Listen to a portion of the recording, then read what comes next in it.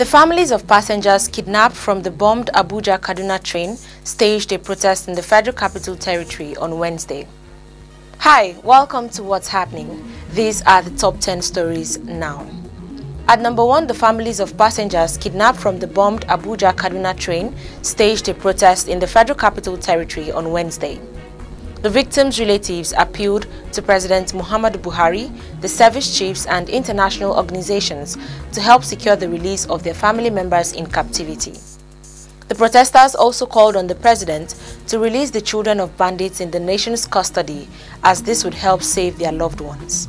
This is the first time the families would be protesting in Abuja since the ill-fated incident. Terrorists attacked the train on March 28th, leading to the death of no fewer than 8 persons, 26 persons injured, and several persons were abducted.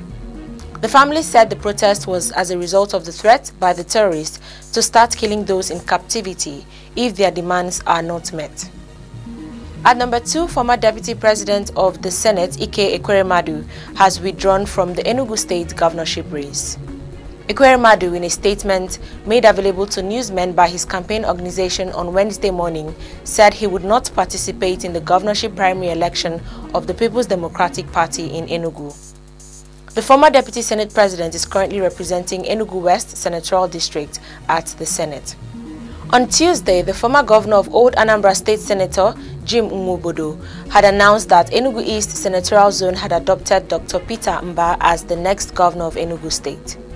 At number 3, lecturers in colleges of education across the country, under the aegis of Colleges of Education Academic Staff Union, have given the federal government a 21-day ultimatum to meet their demands, or they would join the Academic Staff Union of Universities and the Academic Staff Union of Polytechnics in the ongoing nationwide strike. COESU gave the ultimatum in a statement made available on Wednesday by its National Vice President and Southwest Zonal Coordinator, Olusegun Lana. The lecturers said the federal government has not been fair to colleges of education and had neglected issues affecting the union and the colleges despite many entreaties. At number 4, the presidency has warned northern elements against any knee-jerk reactions, panic, disruption of lives and livelihoods, or even retaliatory violence following a viral video of a woman simply identified as Fatima and her 4 children, who were allegedly murdered in cold blood by suspected members of the Indigenous people of Biafra. According to a statement signed by the Senior Special Assistant to the President on Media and Publicity, Garba Shehu, on Wednesday, the presidency said it is investigating the viral videos of the alleged killings of non-indigens by the Eastern Security Network and IPOB. In the viral video, the pregnant woman was seen with her 4 children in the pool of their own blood at Isulo, Orumba North Local Government Area of Anambra State. In reaction, the coalition of Northern Group issued a retaliatory threat, saying Southerners would soon meet the same fate as Fatima. At number 5, the Federal High Court in Abuja has adjourned proceedings in the trial of the leader of the Indigenous people of Biafra, Kanu, to June 28, 2022. The trial judge, Justice Binta Nyako, had on May 18th adjourned the suit until May 26th after she rejected Kanu's bail request. But in a statement on Wednesday, one of the lawyers to the IPOB leader, Ifeanyi Ejiofor, announced the postponement of the case. Ejiofor said, "Please be informed that we have just received communication from the Federal High Court's registrar notifying us that the court will no longer be sitting tomorrow, 26 May 2022, on Oyendumazi Nnamdi Kanu's case." According to the registrar, this is because His Lordship, Justice Binta Nyako, is indisposed, and as such, the matter is now adjourned to the 28th day of June 2022 for ruling and hearing. At number 6, 7 out of the 9 governorship aspirants of the ruling People's Democratic Party in Abia State have formally withdrawn from the governorship primaries. The 7 aspirants are the Deputy Governor, Sir Ude Okochukwu, Senator Einaya Abaribe, Senator Ima Nwaka, Nana Nwafo, Dr. Samson Oji, Chima Ayanso, and Ncheta Omerekbe. The governorship aspirants announced their withdrawal from the PDP primaries after an emergency meeting at the Umuahia residence of the immediate past secretary to the state government, Dr. Eme Okoro. The aspirants still standing are Professor Isaac Ikone and Mayor Lucky Ibokwe.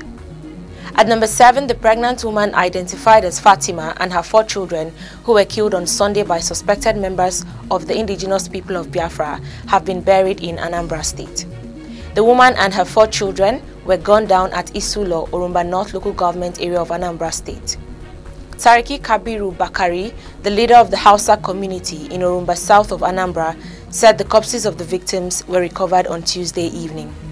He said they decided to bury the victims in Anambra on Wednesday because plans to take them to their hometown in Adamawa for burial was cancelled as the corpses were not taken care of in the mortuary and could not stand the travel to the north. At number 8, the governor of Adamawa State, Ahmadu Fintiri, has emerged the governorship candidate of the People's Democratic Party in the state. The governor won the re-election ticket after scoring 663 votes out of the 668 accredited votes. The chairman of the PDP Governorship Primaries Committee, Gavin Katabs, announced the result, noting that 5 votes were invalidated. Fintiri was Speaker of Adamawa Assembly before he was elected governor in 2019. At number 9, the indigenous people of Biafra has cancelled the May 26th sit-at-home order it earlier announced. IPOB said the cancellation was due to the postponement of the court case of its leader, Nnamdi Kanu, earlier scheduled to come up on Thursday. Kanu's lawyer, Ifeanyi Ejiofor, announced on Wednesday that the trial had been moved from May 26th to June 28th. Reacting to this in a statement, IPOB Media and Publicity Secretary Ima Powerful announced the cancellation of the planned sit-at-home and urged the people to maintain restraint and keep their eyes on the ball. Powerful said the announcement became necessary in order to notify their members, both home and abroad, that Kanu's court case in Abuja on May 26th has been postponed to June 28th. Lastly, at number 10, ahead of the International Children's Day celebration 2022, the Minister of Women Affairs, Pauline Talon, has said that the federal government has established family courts in 16 states to ensure child-friendly justice for children, either as victims or as offenders of violence. Talon spoke at a press briefing on Tuesday, noting that the establishment of family courts resulted from the effective advocacy and sensitization for effective implementation of the child rights law across the country. According to her, the theme for the year is strengthening supportive systems for the protection of the Nigerian child, a wake-up call. She noted that, despite efforts by the government and other stakeholders, children were still vulnerable and victims of abduction, ritual killings, rape, child marriage, domestic abuse, and others. That's all for today, but before I go, I would like to remind you that the 2023 general elections is drawing closer. Do not fail to get your permanent voter's card. See you next time on What's Happening.